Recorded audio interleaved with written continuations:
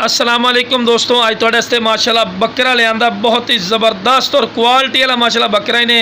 और माशाल्लाह चंगे फेस नकौड़े च माशाल्लाह तोता फेस च। तो अक्सर दोस्त फरमाइश करते हैं कि फौजी भाई बकरे लियाओ यार छोटे जनाब। अज भाइयों की फरमाइश से माशाल्लाह बकरा लेने ने। उम्र यदि 7 महीने तो माशाल्लाह लगता है जिवें 10 महीना का माशाल्लाह पठोरा है, लेकिन माशाल्लाह 7 महीने का पठोरा ही ने।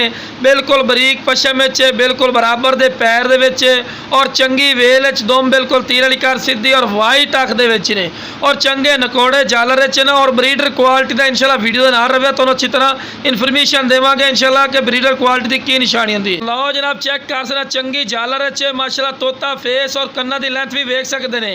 और माशाल्लाह थल्ले तक जालर है और दबा लड्डी दे विच माशाल्लाह गोश्त की भरी हुई छाती। तो ला जनाब यह क्वालिटी होंदी ब्रीडर क्वालिटी। फोटवे नाल यह फायदा होंदा विरा कि कल बकरी नूं क्रॉस कर सी तो चंगे दुध वाली बकरियां बनदियां और माशाल्लाह चंगी वेल च ने।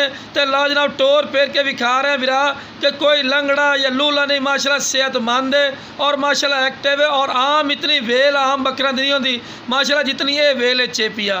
रियल च इंशाल्लाह थोड़े सामने उसी तुसीं वेख सो, थोड़ा दिल खुश हो सी और इंशाल्लाह रैड भी मकूल हो सी। रैड भी बिल्कुल नजायज़ नहीं करने हैं। तो जिस भाई नूं चाहिए जनाब स्क्रीन पर नंबर चलता पे ने इस तरह रबता कर रहा है। इंशाल्लाह प्यार मुहब्बत रैड से कोई नजायज़ रैड नहीं लेना है।